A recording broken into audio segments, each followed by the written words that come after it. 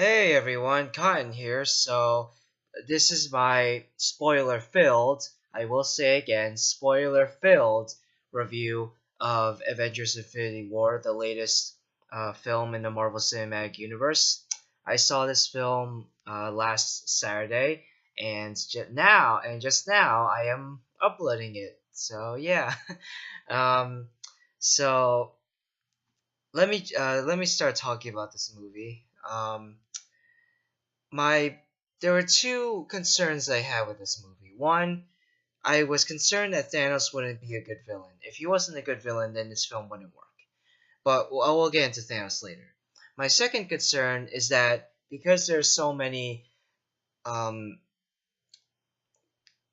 storylines and arcs and different characters coming together, I was worried that the filmmakers wouldn't be able to would have a really hard time making the pacing go on smoothly, um and that they would basically have trouble balancing all these arcs and storylines.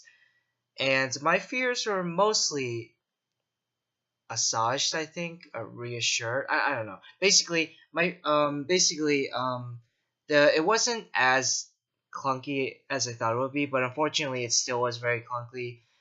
The first half, I could tell that the Russo brothers had a little bit of trouble balancing all these storylines, and the editing was a bit choppy at times. I don't completely blame the filmmakers, the Russo brothers, for this because making a film in general is hard, but making a film where basically the expectations for this film is basically has been built up ever since the Marvel Cinematic Universe first started. That's not an easy feat to do. So I do will give the filmmakers credit for attempting such a really daunting and difficult task and mostly succeeding, but I do have to acknowledge that the first half is very feels very awkward at times, but it does get smoother towards the second half of the film. The jokes, there are a lot of jokes in this movie, more than I thought that there would be. It is a very serious and somber film, but it is also very funny when it needs to be. And the jokes do work, but just like with Thor Ragnarok, I feel like, at least in the first half, the jokes overpower the more serious moments, and sometimes there'll be a joke and I'll laugh, and then a dialogue or a serious moment will line of dialogue or serious moment will happen right after it, and then I'll laugh, so I'll miss that moment or line of dialogue. It wasn't a major flaw for me, but it was a noticeable one. Every character that's paired up with a different character in this movie, like every pairing in this movie is excellent. The chemistry between all the actors was great. I especially enjoyed the camaraderie between Doctor Strange, Iron Man, and Spider-Man, and Thor and the Guardians of the Galaxy.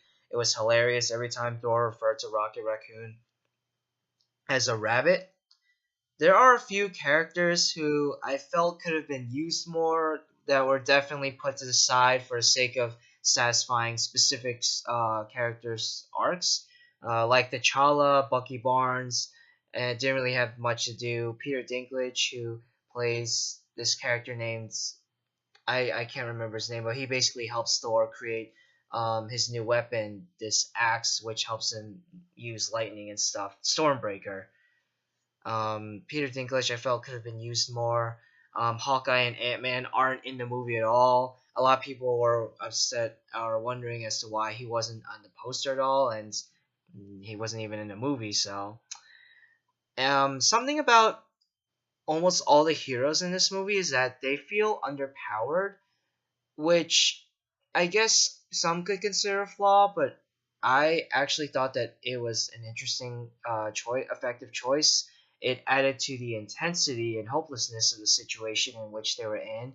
It made the situation feel more dire and urgent.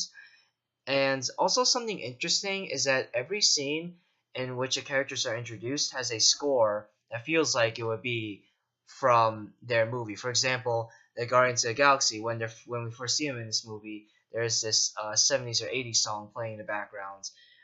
When the characters have to go to Wakanda, and this African music starts playing. And now we get to the character who is the most important in this movie, Thanos. Like I said before, if Thanos did not work in this movie, that would have been a disaster. Thankfully, he does. He is the best character in this movie. He was an excellent villain. Not as good, personally, to me, as Killmonger from Black Panther or Kilgrave from the Jessica Jones Netflix series, but he was absolutely incredible. He was intimidating, but he was also surprisingly characteristically human. Every time he retrieved a stone, the situation felt more dire, and which made him even more intimidating. But at the same time, he felt very human. You almost felt kind of bad for him when you were supposed to. For example, when he has to kill Gamora in the movie in order to retrieve the Soul Stone, it's a horrible thing, and you get angry at him. But at the same time, you understand why he does that, and you almost feel kind of bad for him. Like, he actually starts crying because he knows what he has to do. It's horrible, but he does it anyway. The movie towards the end, you realize that this is basically his movie. In fact, at the end credits, usually when they'll say something like in an Avengers movie, they said like, "Oh, the Avengers will return," but no, at the end after the credits in this movie, it said Thanos will return. So I thought that was interesting. Some characters are story arcs that I really liked were I really liked Gamora, Thor, and Star Lord's story arcs. Although with Star Lord, there was one moment when basically all the Avengers that he's with, Iron Man, Spider Man, Mantis, Drax, and Doctor Strange, are trying to subdue Thanos. But instead of helping them out, he confronted Thanos about killing Gamora in order to get the Soul Stone, and he basically prevented Iron Man and Spider Man from taking the Infinity Gauntlet off of Thanos' hands. Let's talk about the ending. Wow. Like, I could not have predicted that ending with a gun to my head. Like, wow. Just, I had no idea that they were going to do that, and I have no idea what they're going to do in the fourth film. I honestly have no idea what's going to happen. I haven't felt this intrigued, but also kind of confused about an ending since I saw Star Wars The Last Jedi a few months ago. Almost everyone dies. Basically everyone except for the OG Avengers, um, Iron Man, Thor, Captain America, Black Widow, Hulk. Um, I think Okoye, Umbaku, Rocket Raccoon, and Nebula are still alive. I can't remember if any other characters are still alive or not, but those are the ones that I can think of off the top of my head right now who are still alive. I'm really interested to see what they do in the fourth movie. I also really liked the end credits scene where Maria Hill and Nick Fury also die, and then Nick Fury at the last minute he pages Captain Marvel. So I thought that was really interesting. A lot of my friends thought that Captain America was going to die in this movie because um, Chris Evans has said that he wants out of the franchise, and many of my friends had a theory that he was going to die in this movie. But I knew that he wasn't going to die because I know that he's going to be. He said himself that he's going to be in Avengers 4. So yeah, I knew he wasn't going to die.